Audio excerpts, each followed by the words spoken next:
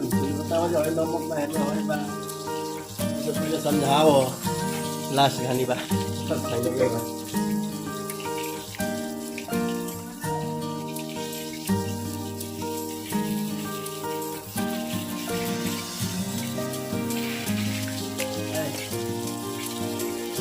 ये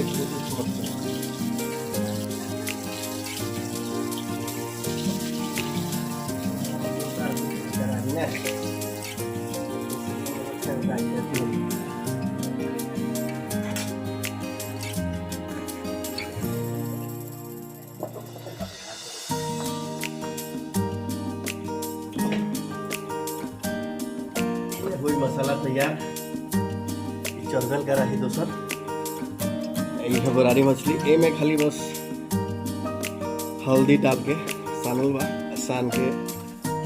तेल कढ़ाई में डाल के नमक थोड़ा डाल के फ्राई कर देगा रागल मछली बारी बा मसाला भून के कढ़ाई चरगल बा कढ़ाई गरम हो जाए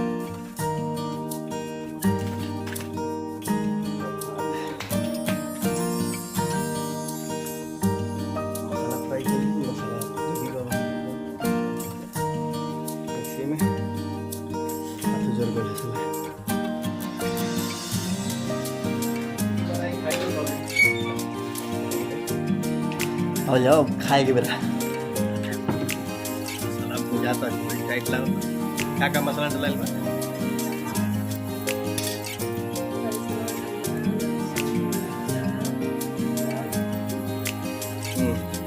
सब भुजा जी के बाद पानी डालिए ना उसके बाद मछली डालिए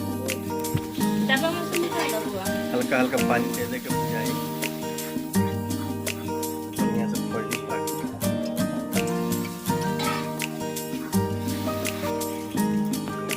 मसाला भुजा गल बा पानी डालाइयो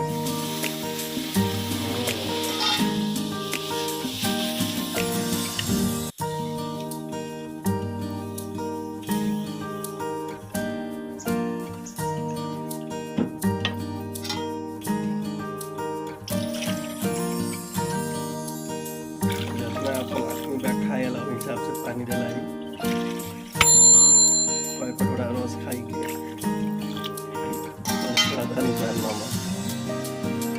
जना में तेलवा फ्राई भला मछरिया फ्राई भला तेलवा से ना छेपाए जाए दोसर तेल नया डाल के छेपाए ना वाला करिया हो जाए सब करिया करिया लग तेलवा ना डाला है से साफ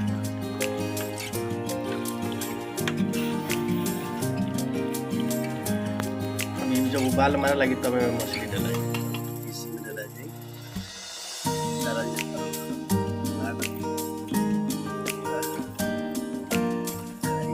वो सब डाला ना वो सब फ्राई खा जाला वो सब उल्टा का चावल निकल गया हमारे साथी ए में तो ऊपर फ्राई रख देगा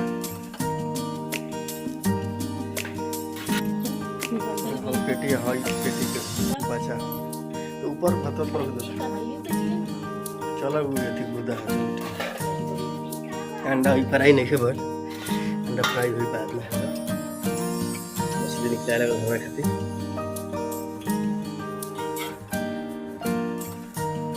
वो हाथ करे पड़ता है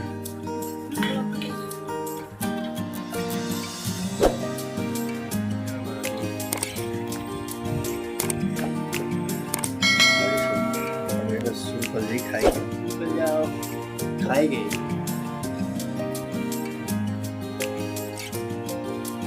और राइस ना फ्राई वाला शुरुआत फ्राई से ही कर जाओ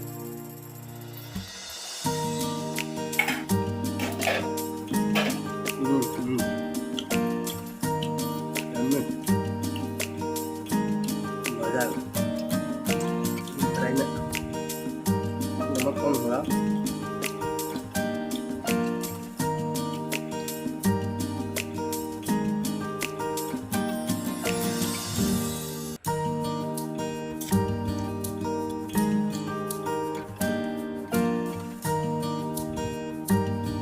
बचा के खाए के चाहिए खाए के चक्कर में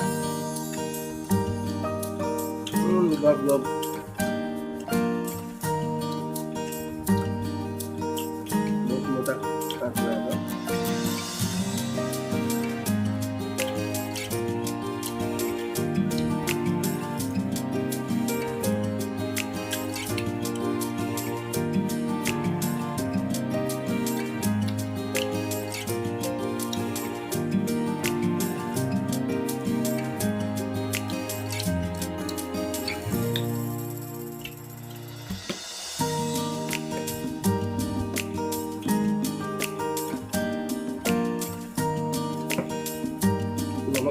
स्नैक करने पसंद है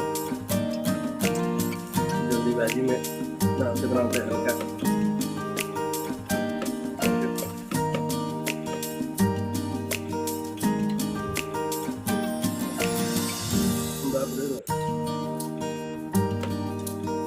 और लगी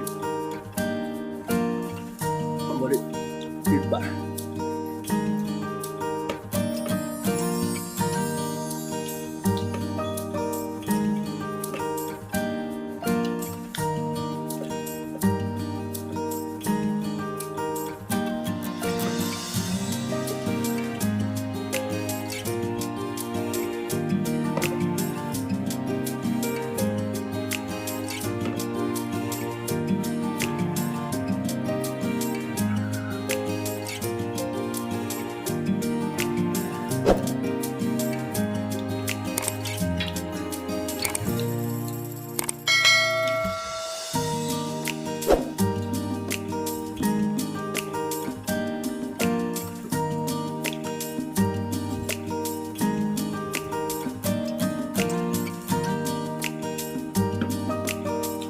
गूगल पर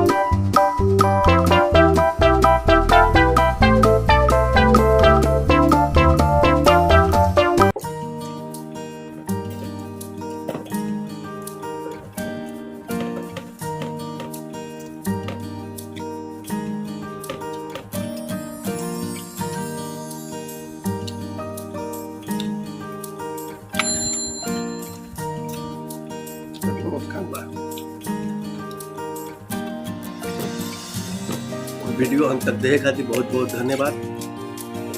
अच्छा लगा लोग तो लाइक कर लोग, सब्सक्राइब कर लोग हमारे चैनल के। पानी में बस सुधा के बाल्टी में दिया था।